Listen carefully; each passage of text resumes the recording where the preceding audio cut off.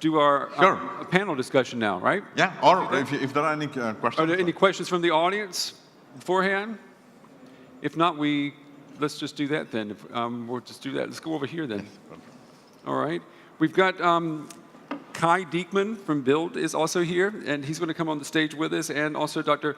Christoph Kollatz, he's here with us as well. I think both of those are behind stage. You guys can come on out. Come, Kai. There you go. Gentlemen, good to see you. Good to see you. Hey, all right. Just take a seat. I want to put you in the center. Vishal, you sit in the center there. Okay.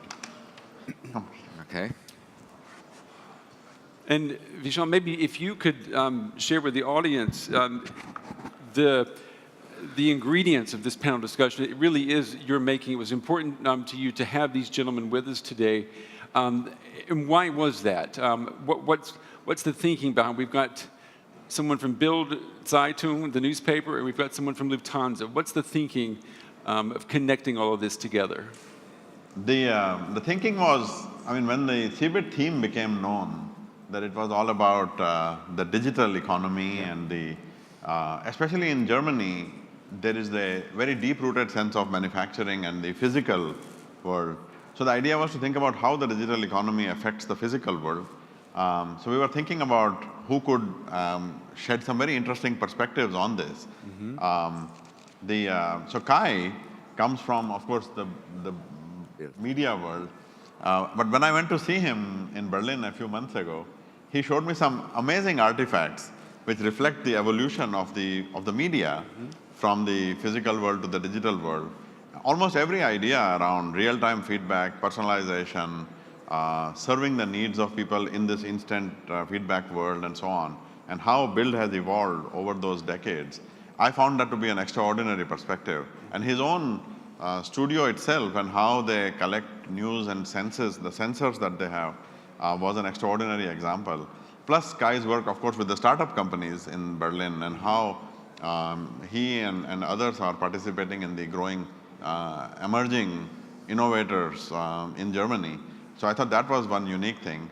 And Dr. Kollatz here, Christoph, he and I worked together. He used to be at Siemens, which is one of the epitomes of the physical manufacturing, substantive things, turbines, engines, complex machines, and how they are becoming digital. And then he and I had an opportunity to work together at SAP. He was the head of business for HANA. Okay. My little girl, I guess Your I can little still girl, say yes. that. She has different parents now, but she does, yeah. She's still my little. Yeah. So we worked together on that, and now as the Chief Process Officer of Lufthansa, of course working again in the much more mechanical, physical world, I thought that he could bring a tremendous perspective on innovation. And then Hennig, of course, is who's coming later. Who's going to join us later. Yep. As architect and as the author of one of the architects of Industry 4.0, can shed a very unique light, especially also from a perspective of the government and the public policy around these ideas. And he's my former boss, obviously. And yeah. so it never hurts to stay in good contact with your former boss. Exactly. So that was the idea. It's interesting, in your presentation, you said that what we have to do is we have to reimagine the spaces that we live in. That's important, right? Everyone thinks when we're talking about the internet, when we're talking about the world of bits, that we're still thinking that we access that through some portal, and that portal happens to be our smartphone for most people today. But you're saying we have to stop looking at it through that prism. Yes. How are we going to do that? Is there going to be some event, or is there a threshold that has to be crossed before all of a sudden everyone says, well, right, Vishal, you're exactly right. Why didn't we see that earlier? I think that we have had this long association with the fact that digital means something that our eyes can consume, and the non-visual interfaces to digital stuff are still very relatively uncommon. The haptic interfaces or other kinds of interfaces, right. They are starting to show up now. The Nest thermostat lights up in different colors to reflect what is going on with it, or there are some early haptic interfaces, some variables that we have can communicate with us in ways that are non-visual. But more and more of these things that are all around us and are parts of us or things that we touch and interact with in a way that is not, with our fingers and so forth. I think the moment one of these things becomes a key part of our life, then we will suddenly make a context switch that it wasn't necessary to stare at a small screen in order to interact with digital content. Yeah. Let me ask Kai, what about the media? The media is ubiquitous. Is the media actually maybe the one world that is going to change? I mean, it's changing right now. I mean, what are your thoughts about that in changing the way we see the world? I have to show you something that I just found incidentally backstage, talking about my industry and talking about media. And probably you have seen all these great sculptures outside made out of wood. So backstage, I found this. Yes. This is it's my newspaper. It's an issue from last week, and it's made out of wood. So this tells a lot, I think, these pieces of art about the situation of especially the paper media. So it's what we sometimes call cynically, it's the dead tree industry. We had a great business model for decades. I mean, cutting trees, making paper out of them, printing news and selling them the next day. Worked for us for decades, and it's about to come to an end. So there will be no growth with that old business model anymore. But talking about changing that into a digital product, it's almost everything about dematerializing it, because we can't rescue the physical product. Actually, the internet is dematerializing the newspaper as it dematerialized the music industry, dematerialized video, dematerialized this old classical record. So our challenge is how, and this is a real disruption. There is not much space for a transition. There's a real disruption. The product is being disrupted, and the business model as well. Yeah, your business model, I mean, you've got maybe a generation now, people talk about the millennials, but even if you look at the children of the millennials, when they grow up, they may not even know what it is to have a newspaper in their hand, right? So you're actually seeing... Like my kids don't know what a record is. Exactly. Like they probably don't really have an idea, because I've got very young kids, what they should do with iTunes, because they use Spotify. Right. So it is a disruption.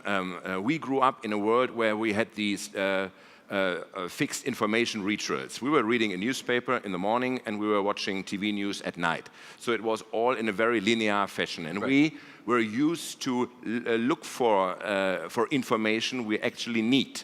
And this has changed totally. The Y generation, the millennials, they grow up in a world where they don't have to look up information anymore. Information is coming automatically to them.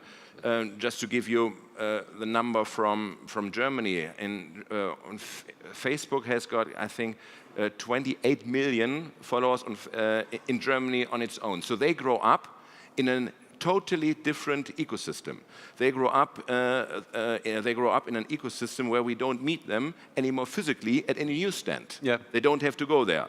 So this is, for example, one of the challenges we as media have to understand, but not only as media, that we don't meet our customers in the physical world anymore, and that we have to be there with our products where they grow up and where they do live. The good thing about journalism is that journalism is not dependent on paper or dead trees. But they're still dependent on income, revenues, and that's the struggle, right? In the digital world, it's a struggle to monetize the product that it used to be very easy to make money with, right? Yes, there's another advantage here as well. We had an awful lot of physical costs. So paper costs, printing costs, distribution costs, these are all problems that are solved by digitization. Yeah. And it's now a question, how are we going to find new business models? How much money are we going to make out of advertising? How do we distribute our content? And what kind of content is attractive to the new generation, is attractive to our customers? But I'm deeply convinced that a the digitization of the media is a big chance for us, and we should embrace it. It's not a risk, it's more of a chance, because honestly, paper is such a limited media, it's such a limited surface. You know, you have to have a deadline. Space is very limited. You can't have sound, you can't have moving pictures. So the new digital world for a journalist who wants to tell stories is a fantastic world. True. Christoph, let me pull you in here. I mean, you're in an industry where I guess airplanes are not about to be phased out. So how does this apply to you? Yeah, indeed. The flight itself seems to be very robust. Until you can beam us. Oh, you can beam us, but there we need some more genius from your side, Vishal. That is very robust. But thinking along the total journey, there's one very tangible thing which has more or less disappeared, and that is a flight ticket. We all remember 20 years ago, especially when you had to travel a lot, you had always such a bundle of different flight tickets depending on which flexibility you need, where to go, and so on and so forth. And that has almost disappeared. And that is extremely convenient. You know, you have today in normal things here, you have this little nice thing where you just have your tickets and your boarding passes ready. So it has dematerialized and has become much more convenient. And there's another thing which will, let's say, disappear over time, where I have asked me, I have not been born in the airline industry, I've joined it 3 years ago. Why the heck do you need such an ugly process like check-in? Why do you need that? And there are already some new incumbents, or relatively new incumbents, like the so-called low-cost carriers in Europe, for example. They started their business without that process at all. Well, you mean check-out? You mean check-in online? Is that what you mean? No, check-in. Or check-in at the airport. At the airport. And check-in. Right. Yeah, so you check-in online, you don't have to check in at all at the airport. Yeah. Right. But when you advocate that, you're advocating something that we heard about earlier today, and that is you're getting rid of jobs, right? Because when we remove the physicality of things that we do, we're going to make people unemployed, aren't we? I think maybe I can start. Sure. And I think it would be great to get both of your perspective as well. I totally disagree with that idea. Yeah? I think that every time we create a new technology comes in, it creates a new wave, it creates a disruption, which creates a much larger set of new opportunities than was possible before. So yes, that particular job may be disrupted or may go away, but it actually creates many corresponding jobs. Today, if you just look at today, there are 18 million cloud computing jobs that are open in the world today. 8 million of these are in China alone. And yet we don't have people with the skills to staff this. The whole world is being, and I think that there is a very deep-rooted reason for that, which is around education, which we can come back to later. But I think if we go back all the way to the Industrial Revolution, we find that more and more new technology comes in. It displaces a current set of jobs, but it creates a larger set of new jobs. And I think that this is something that is a result of dematerialization that we don't see, because we tend to look at the world as an increment of the past and not as the possibilities that are being created by the new opportunities. Yeah. So, I mean, a simple thing is, Kai talked about, the media that we carry. We carry far larger number of pictures, of songs than we ever did in the physical world. And in a similar way, the kinds of jobs that get created are different, but for sure more jobs get created as a result of the new opportunity. I mean, you can say that, but a politician, for example, has a much higher liability if they're going to say that, because they're going to be asked to deliver those new jobs as soon as the old jobs are discarded. that's a tough thing to do. I mean, you deal with that, you right? can see these new jobs already. I mean, 20 years ago when photography was digitized, of course I had to close down all my laboratories within the Bild News organization because I did not need any people more to develop physical films or physical photos. Right. So no laboratories anymore. On the other side, today I need a wider scale of journalists. I need data experts. I need social media experts. I need digital storytellers. So because of the new challenge, because of the new possibilities to create journalism, to express yourself, you have to create an awful lot of new jobs that actually can fulfill what has to be done. So therefore, I think it is about more efficiency, that's for sure, but it's creating more space for creativity because it's deleting all that necessary stuff that has got nothing to do with creativity, but gives you the chance simply to be effective and to think about stories, think about journalism. So I think it's an advantage. It's not about computers or intelligence substituting people in this space, but it's about matching with people and therefore getting more out of it. I mean, what someone would probably want to know from you, Kai, is are you replacing, let's say if you have a sector, for example, your film developers, they don't exist anymore. Have you been able to replace them with as many jobs? In other words, is the totality of people working for you, is it the same or is it smaller than if we were to look at it 10 years ago?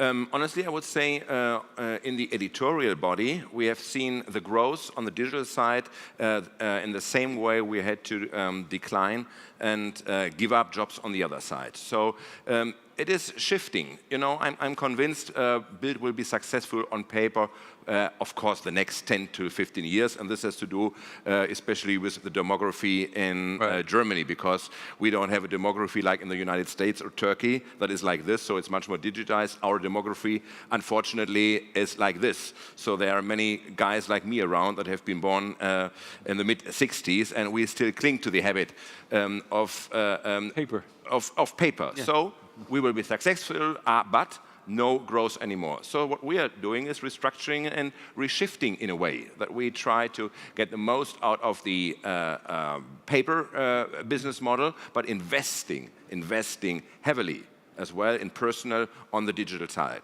And a lot of trying out experiments because we are not sure what's coming. And you know, you have to be faster and faster and faster. One of the biggest challenges right now is the transition to mobile. So desktop is kind of legacy media already. We see some weekends now where more than 50% of the whole traffic is coming through mobile. So what does it mean? What does it mean now that these smartphones become kind of your personal black box? They contain all of this information. They tell me so much about my customer, about my user. I can approach him in a totally different way. So, but now we have to learn how are we going to address the user on the small device, and how are we going to monetize over there?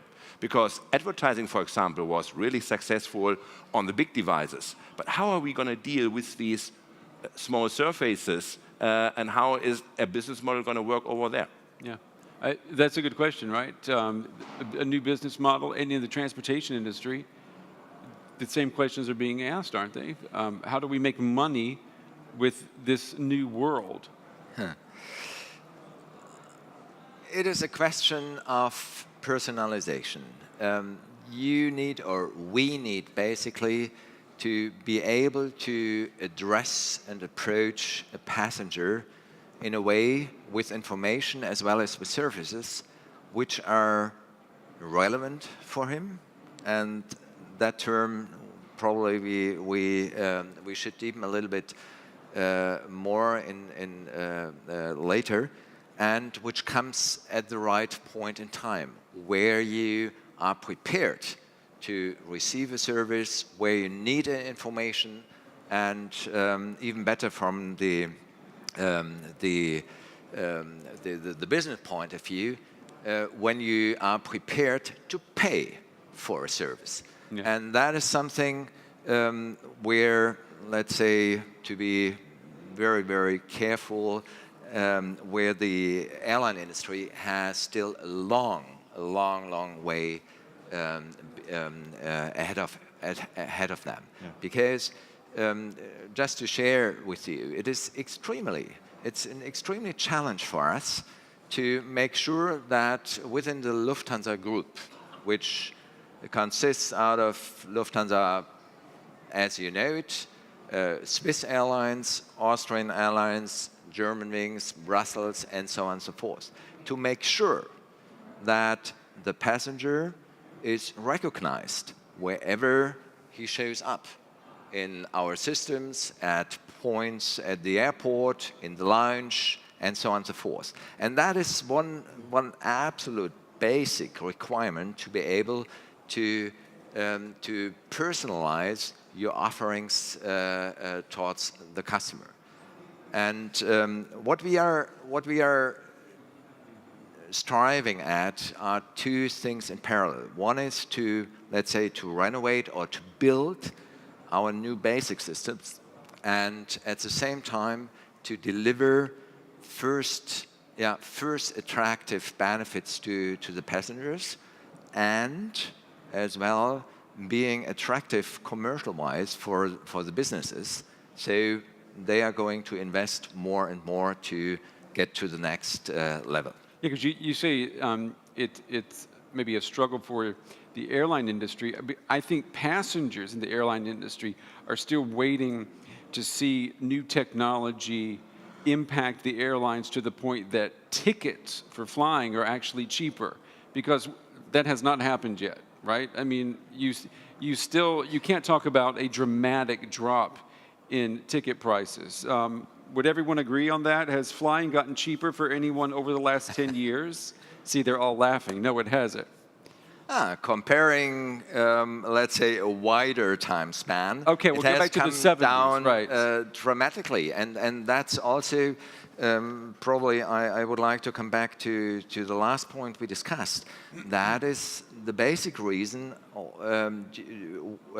that we increased our overall, let's say, population within the airline industry. So we were able to deliver value, to open up complete new customer groups, and so to grow the business overall, as well as create new jobs. Mm-hmm. There's one thing, by the way, in the travel industry, especially in the airline industry, I don't understand why it's not already there.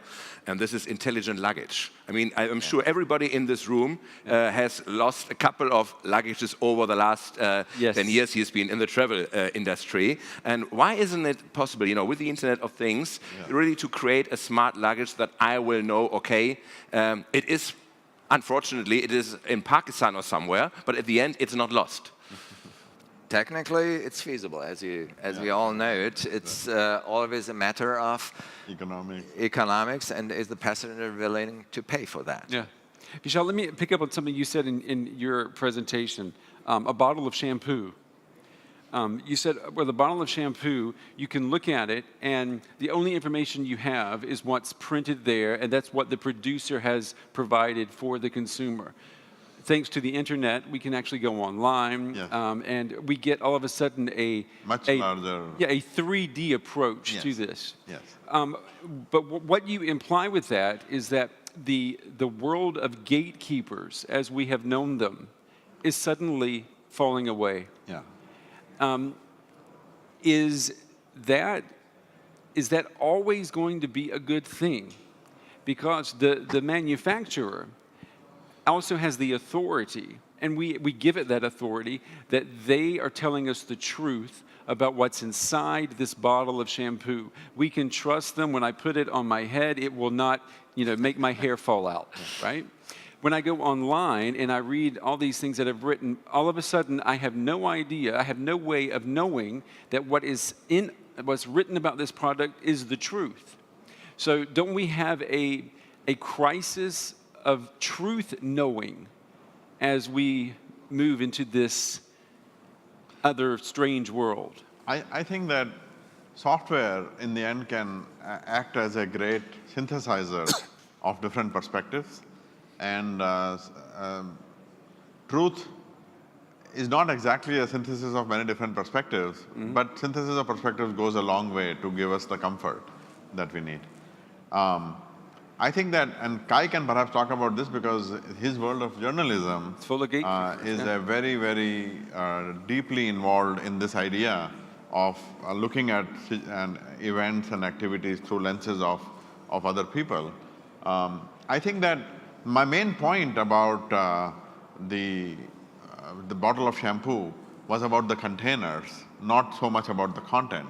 It was about the fact that one of the arguments we say about the online world is that you have amazing amounts of rich information available about things, and my point is that there is no reason why that same information cannot be available to you when you're inside the store. Yeah. And today, of course, you can do that by opening up your phone and pointing it to the barcode of the thing you are holding in your hand, and now you get information about it.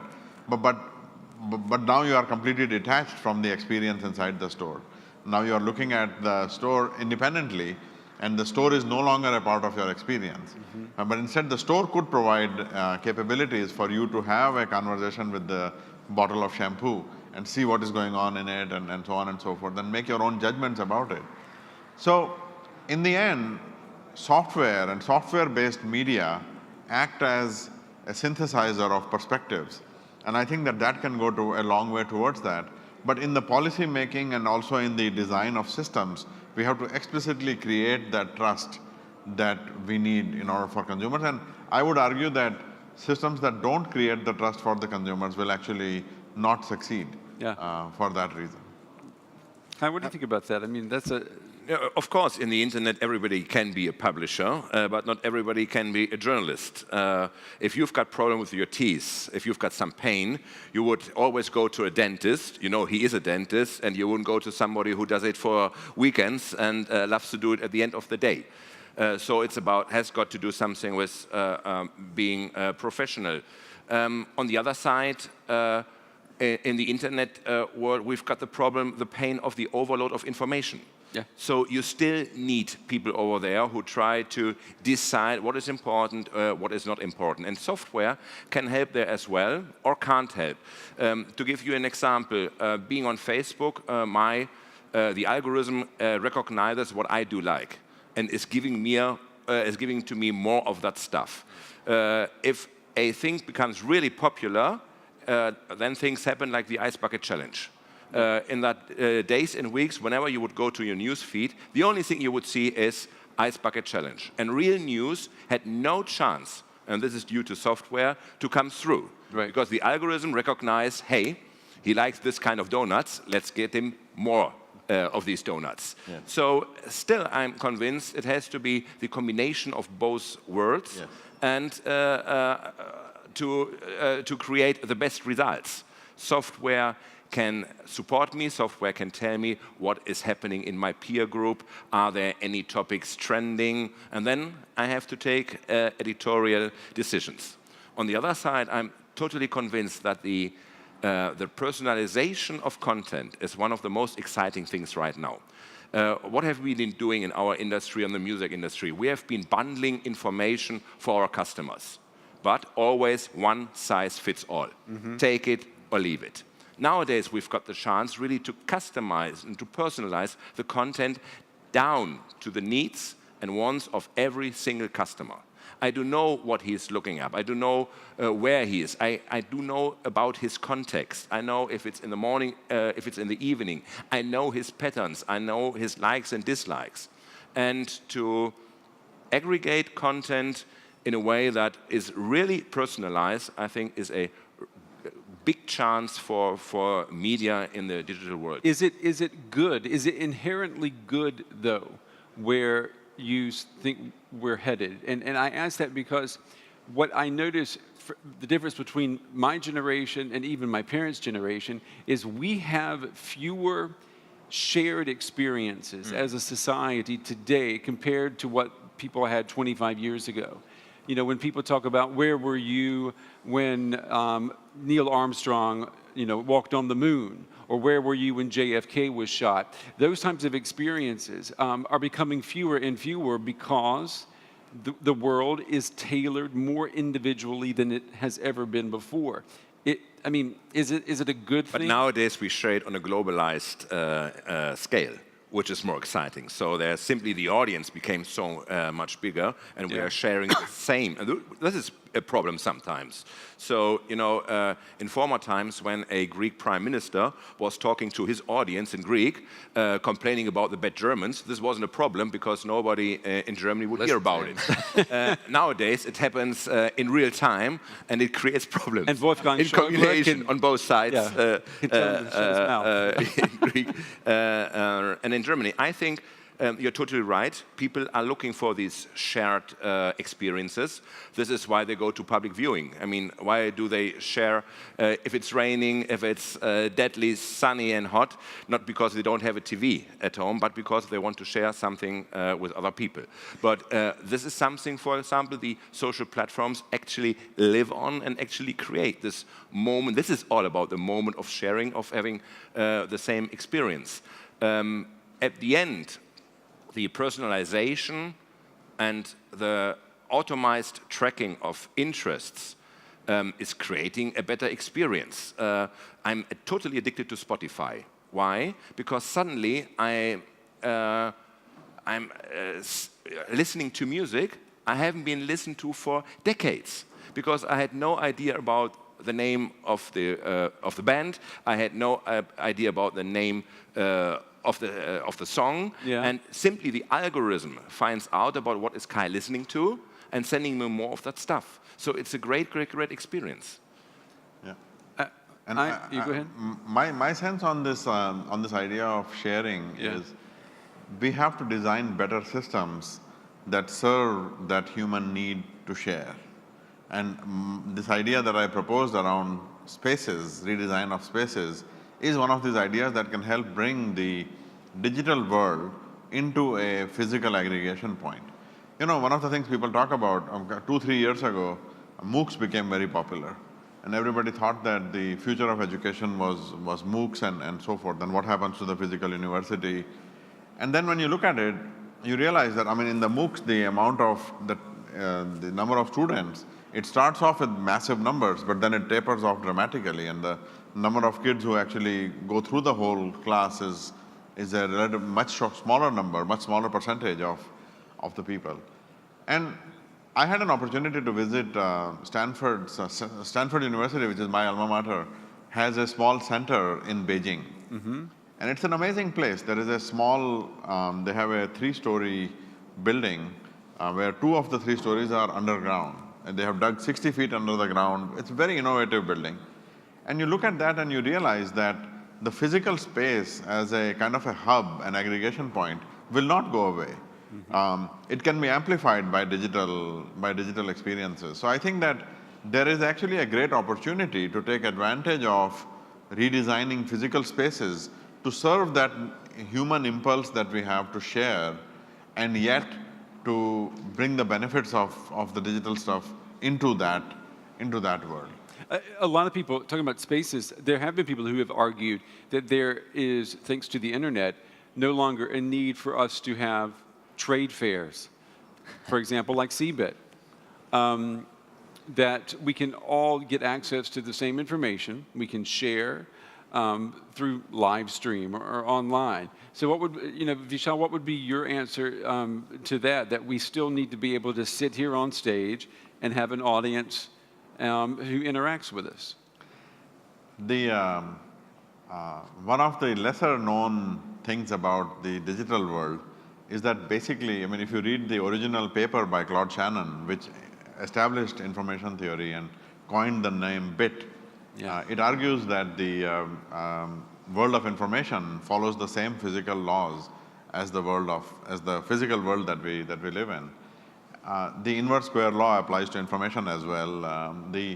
I think that aggregation points can take different shapes, but they will continue to be there.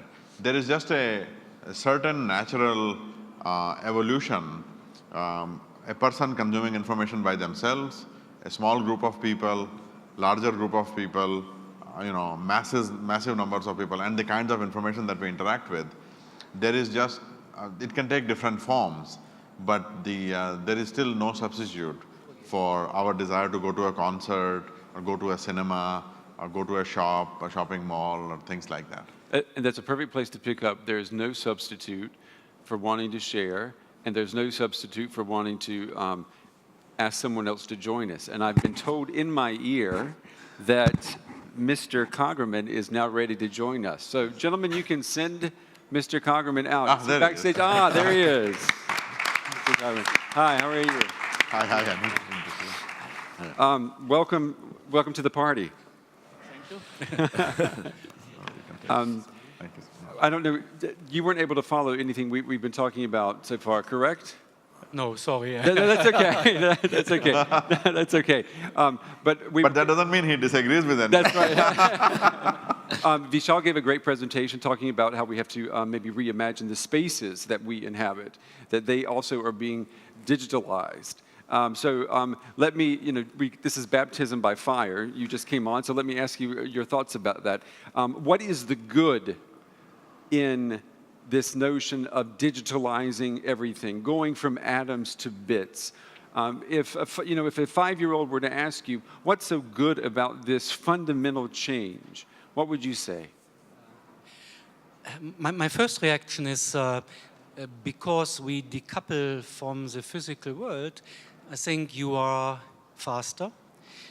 You need less resources, by far less resources. You can simulate nearly everything in a virtual world without, I think, spoiling any resources, time, human resources.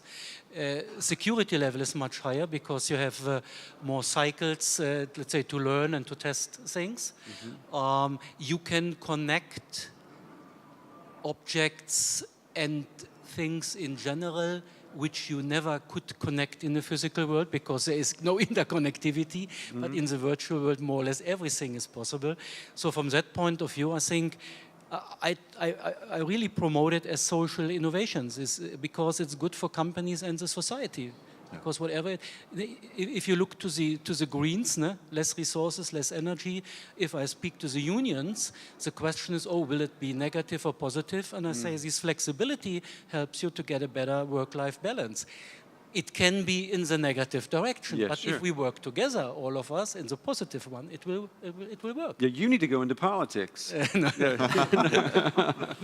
But is there a limit to what can be done, Vishal? I mean, Jeremy Rifkin is going to be here tomorrow, and one of the great visionaries, and he's going to talk about how the world as we know it will no longer exist, probably by the year 2030. He even says that capitalism will cease to exist by the year 2030 or 2050 because of this notion of sharing. Is there a limit to what you're talking about today? Well, I think that, I don't know who it was who said that predictions are very difficult, especially about the future. Yes. Having said that, I think the world will be very different tomorrow than it is today. Is there a limit to... my sense is that, first of all, when we think about large-scale changes, we always tend to underestimate the amount of time adoption takes, and we tend to overestimate the effect that these things have. So I think 2030 is not as far away as it seems. If you want to look at the kind of distance, you can look back last 15 years and we tend to quite clearly remember what we were doing 15 years ago, and yet we have a huge amount of difficulty thinking what we'll be doing 15 years from now. It's true. That is just the nature of our brains and how we are wired.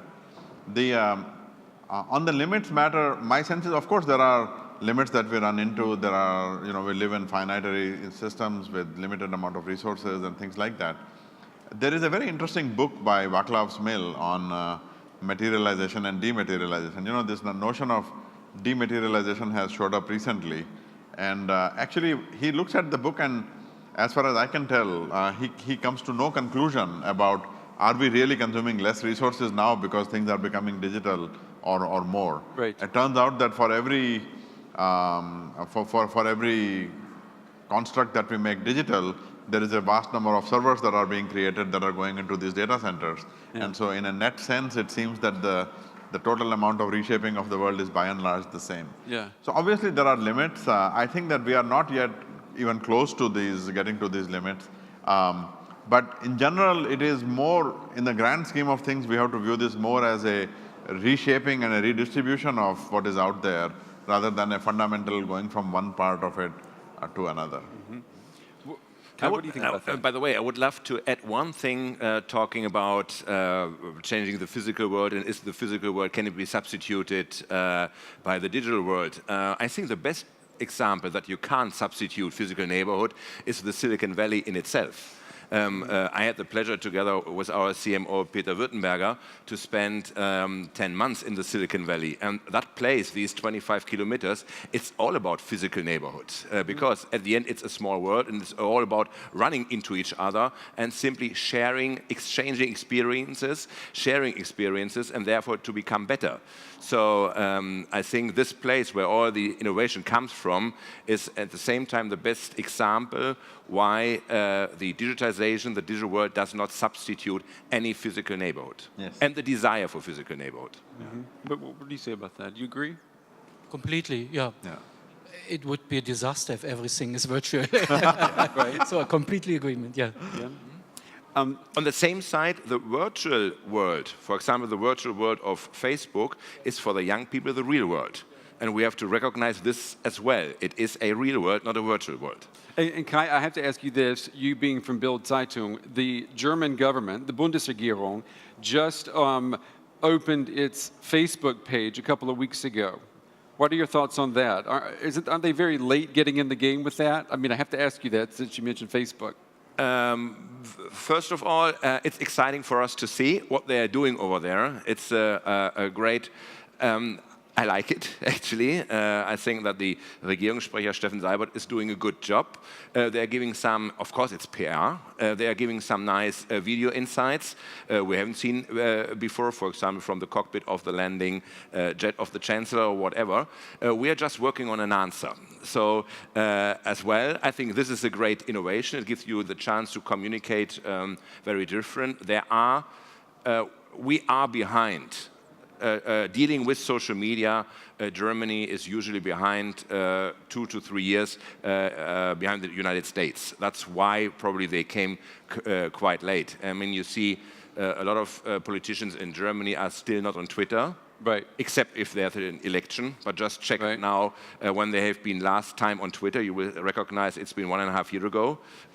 Why do you think that is, Kai? I mean, there are social scientists who say, in the US, you will see exactly what Vishal is talking about, this change. Societies like that will take that on sooner than a society like Germany. What's your explanation for our international audience? Why are the Germans, or why does it seem that Germans are future resistant almost? I wouldn't say they are future resistant. Or future, or they're suspicious of. First of all, I would say, nobody would say that the German automotive industry isn't the best in the world. Yes. Why? Because we had a passion for industry and we had a passion for technology 50, 60, 80, 100 years ago. Something has changed over there. I don't know if this has to do with the experience of the war, but the attitude towards technology has changed in Germany within the last 30 or 40 years. Nowadays, and this is one of the biggest difference I saw when I've been staying my 10 months in the United States. In the United States, a new technology is always a chance, and there is a great passion for technology. So everything in the valley is about technology. Over here, if we are talking about new technologies, first we mention the risks. So the attitude simply has changed, and I thought it was so funny when there were the first reports or the first articles in Germany appearing about Google Glass. Yes. The very first article was that a bar somewhere in the Midwest in the United States has banned Google Glass because it's intrusive or whatever. And this is the problem nowadays, that we do not embrace technology as we should, but that we first of all talk about what can it do of any harm to us. Same now with data mining. If you see the discussions going on in Germany, it's mostly about the risks and not so much about the chances and the things it will do good to us. I mean, but can anyone, I mean, that's a good point. Can anyone get elected today on a platform where they say we want to expand the ability of industry to know more about the consumer? That is, I mean, Yep. Electability, being able to get elected is more about the mass of the population and where the averages are and so forth. Yeah. However, on your question about being pessimistic, I have, for the last 12, 13 years or so, I have been associated with Germany and have many close friends here and great innovators. My view is, maybe this is a positive spin on it, but my view is that it is much more about rigor and there is an inherent sense of rigorousness that you see in Germany, about being able to understand the behavior of a system to a larger comprehension, larger degree of completeness than there is in a society like America, where you embrace things not knowing what the things are that may or may not work. But so it is, one can view that as being risk averse or as being pointing out the things that we don't know about and so forth, but I think it is more a reflection of the kind of the engineering rigor that is typically present, where you want to design systems or use systems whose behavior you understand in a deeper way.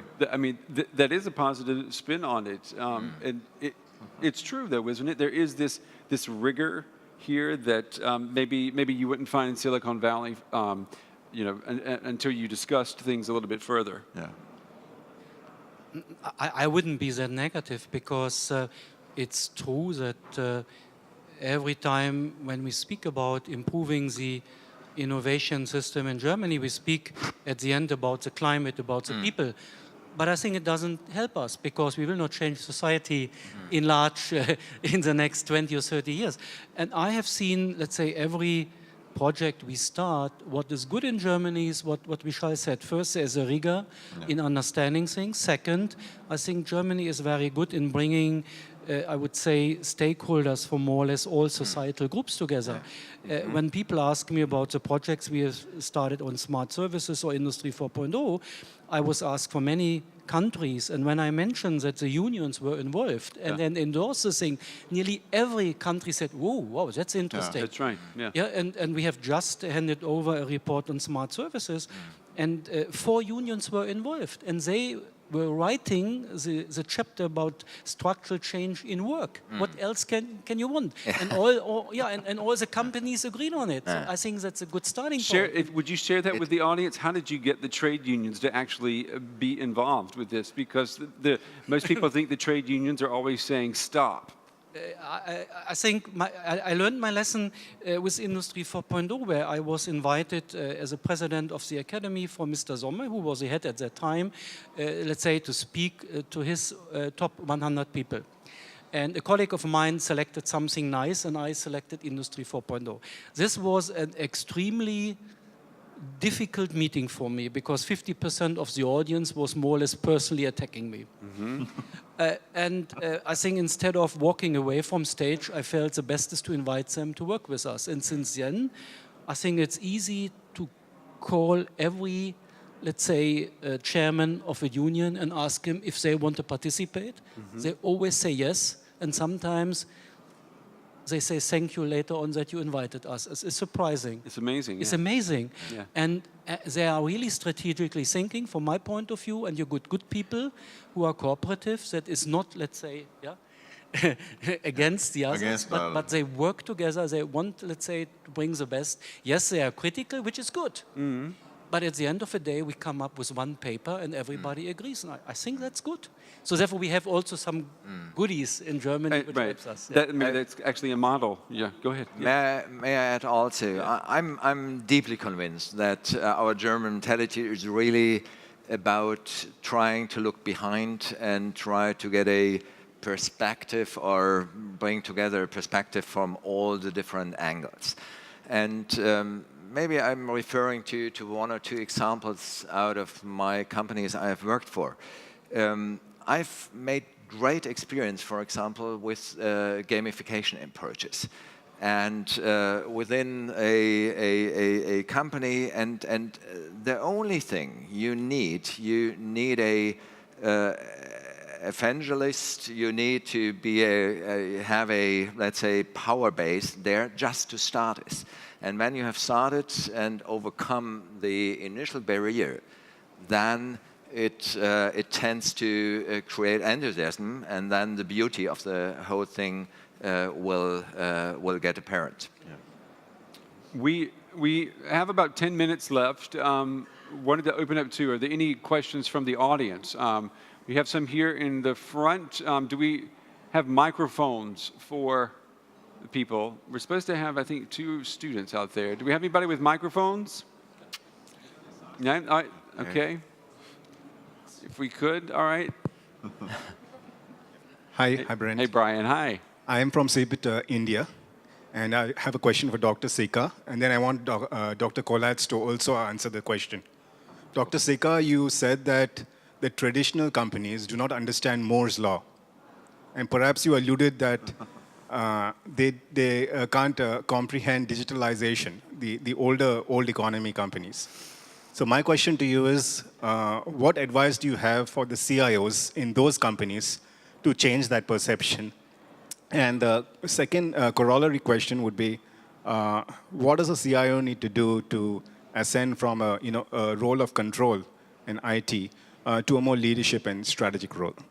So first of all, I have to clarify, I did not say that that companies don't comprehend Moore's law. That would be a very foolish thing to say for me. What I meant was that none of us, our brains are wired in a way that exponential curves are difficult for us to comprehend. And especially in traditional businesses, while we academically understand that there is a Moore's law and computing is showing up everywhere, when we think about our plans and when we think about our futures, we don't take that enough into account. So this was the main point of comprehension of Moore's law. People don't realize that the computing infrastructure that they are using is, if this is 20 years old, then already the devices that they have in their pocket are more powerful than the servers that they got 20 years ago, for example. So the CIO question, this is a very important question. I think CIOs have to increasingly become much more about innovation. Because computing and the services and so forth are more ubiquitously available to other lines of business in an enterprise as well, the role of a CIO has to increasingly become much more about enabling innovation, about problem finding, about helping other businesses come up with new ways to innovate, to become more the design thinkers of the organization, as well as the governance, the integrators of various things. One of the things that happens, for example, is the head of marketing will go in one direction and embrace certain software, the sales with a different one, and so on. And then the overall governance, the overall ability to report things and so forth is something that has to be done, and usually the CIO is one that has to stand up and take leadership in doing that. So if the CIO thinks of themselves not just as the provider of a shared service, but as an enabler of innovation across the company, then I think a much better outcome is achieved. Dr. Kollatz, would you like to add to that? Yeah, I like very much your term, the CIO need to become the design thinker of the company. I believe that is extremely important, and that relates to a second role, so to say, for the typical CIO. He needs much more than in the past to understand, let's say, the business, the processes behind the business. And that's basically why you might have read it in the paper, why I've been selected, not only becoming the CIO of Lufthansa, rather than also the CPO, so translates the Chief Process Officer. Mm-hmm. And that gives you the opportunity to get those things together and to become a much better, let's say, counterpart for the business responsibles. Exactly. Okay. Gentleman here. Hi, my question is to Dr. Sikka. I'm Saket Modi. I run a cybersecurity company based out of India. So my question is, coming back to the example that you gave, that the shampoo bottle and how online we can get the reviews, and out there we just get to see what is written on the sticker. My question is that. Since we do a lot of online reputation management for some very large companies, are we not moving towards an era where, large companies can actually automate scripts using which, suppose there's a shampoo which I see, and it has, say, 500 reviews which say it's absolutely a brilliant product, and at the same time, it's integrated to my social media, and one of my friends says, this is one of the worst shampoos to ever use. So you just saw, like last week, one of the malwares which could easily bypass the CAPTCHA also. So, I'm not talking about the technical control, but I'd love to have your views on how the trust factor, because right now the only source of information for a shampoo is an FMCG ad. I'm talking about a conventional way. But now you're taking it to the social media where I'm trusting the reviews which are there. And even then, if the big companies can strong arm the reviews which are there, what kind of impact does that make to the end consumer? And how do you look at that? I think this relates to the question, Brent, that you had asked earlier.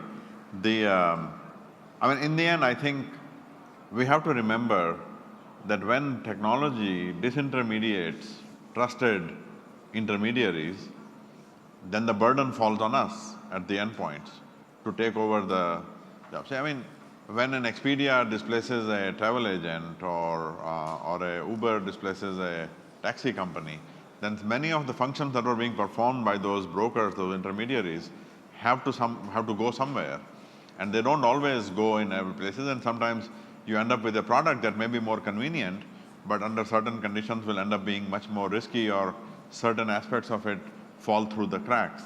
So whether or not an alternative is complete, in the sense that the previous one was, it just takes a different form, is something that we have to examine when we embrace a new way of doing things. This is the drawback, again, also in the journalism. So there isn't a simple answer to your question. There will continue to be holes in any approach that we come up with. But I think that the simplest way is that in the end, we have to exercise our own judgment, and we have to ensure that the appropriate checks and balances are always there in order to get a different perspective on things. We have to wrap things up. I think there was one more. There's one question here. We'll have to let that be our last question.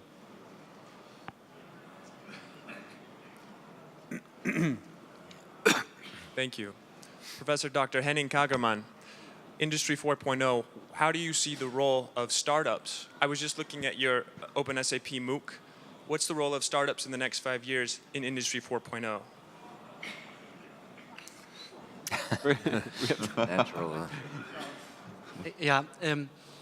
Look, if you look to both Industry 4.0 and smart services, the base is, I think, new digital infrastructures where you have layers, which is we call service platforms, and underneath software-defined platforms, Vishal knows. Once these platforms are built, and I personally believe they are built by large companies, just say it this way, because they can afford it and they can compete. So some of them will be there, let's say, for mobility, for energy, for healthcare, whatever. And hopefully they are federated, let's see. Yes. Then it's good for the end consumer. But once that is done, I think more or less a virtual factory for startups is created. So you can bring your own ideas, your own apps, your own solutions on these platforms and reach the entire world and potential consumers. I think that's a huge benefit for creative startups, etc. But these platforms have to be created, and we have to do it in a way that there are no monopolies created at the end of the day. So that's all for us. I totally agree. I think that the kind of imagination that we need to serve the massive amount of innovation that has to be done can best come from an ecosystem of startups, and this is something also. Okay, we're going to have to wrap things up, but one question I wanted to ask all you gentlemen. The world is changing dramatically, as you said, Vishal. We still rely on the state to protect us, though. Is the state, as we know it today, is it equipped to keep up with these changes? What's your gut feeling right now? Or does the state, does the government, the form of government that we live in, does it also have to undergo some sort of revolution in order to protect us in this brave new world that is approaching? So I think if I speak from my personal experience, I achieved my adulthood in America, and I have obviously studied the US society. I think the American society, with its system of checks and balances, as absurd as it seems today with the nature of the Congress and so forth in the US, it is a system, a constitution that was designed in an incredibly well thought of way. If you think about the Constitution as an operating system for the country in the United States, it has withstood many, many changes across many different kinds of generations and so forth. So that is a well-equipped system. It is resilient to change. It evolves. It has a mechanism to evolve and to create a constant set of check and balance in there. Not all governments are the same, obviously. So my overall feeling is that as long as we have a desire to learn, as long as we have a desire to continually educate ourselves, that we will continue to have a situation where people can choose to govern themselves in appropriate ways. Yep. And the day we succumb to the ignorance in us and to not educating ourselves to keep up with what is going on, then no matter what kind of a governance we have, we will fail. Yeah. Dr. Kagermann, what would you say about that? Yeah, I am again optimistic. I had just an interview with some Chinese journalists, and I was surprised that the key question was not about technology, it was about privacy and security. Yeah. And I tried to explain that it will be to find the right balance between what's good for society, that means sharing data, and what is good for privacy, keeping data. Just make it simple. And that our answer, let's say, from our academy was, because we had many people working with us, to find the appropriate level according to the values of the society we live in. And in Europe, I said it's self-determination, but we respect other values and other cultures. So therefore, you have to find your values, and then you can, let's say, answer these questions might be from a Chinese point of view, but I cannot answer it for you. Okay. And Christoph and Kai will... On October 1st, 2012, the self-driving cars from Google were officially allowed to drive on the Californian highways. Right. So for that occasion, there was a big conference with the governor of California as the representative of the state, and Larry Page and Sergey Brin. And of course, the governor was asked, okay, how are you going to protect us? What's going to happen if there's an accident with a self-driving car at a traffic light, at a traffic stop? And the governor, being a politician, said, well, we have to find a legal solution for that. Larry Page answered, you know, when our self-driving cars are on the street, there won't be any accidents at traffic lights and traffic stops anymore. That's right. And Sergey Brin then added, no, that's wrong. When our self-driving cars will be on the street, there won't be any traffic lights anymore. Right. I love this optimism about technology, but I think we will have to have always kind of regulation, and we have to stick to the same rules. Yep. I would like to refer a little bit to the history and looking at big changes in the past. And whenever such a big change came in terms of electricity, in terms of telecommunication, in terms of early capitalism, and so on and so forth, there were certainly challenges not only for the individual, also for the governments and states, administrations. And as we see, hundreds of years later, we survived, and I think most of us are convinced that we have a better life today than we had in the past. And that is also my view on the digitalization. Good. Gentlemen. Great note to end on. Yeah, that's a great way to end it. Gentlemen, thank you very much. Dr. Kagermann, thank you for joining us. I know you were running to get here. Let's give them a round of applause. Thank you, gentlemen. Thank you. Thank you. Awesome. And in 5 minutes, we're going to be starting the China-Germany ICT Hallo. Summit. So Hallo, stay Herr put. Eggers. In 5 minutes, we'll be Schön, dass Sie noch continuing. gekommen sind.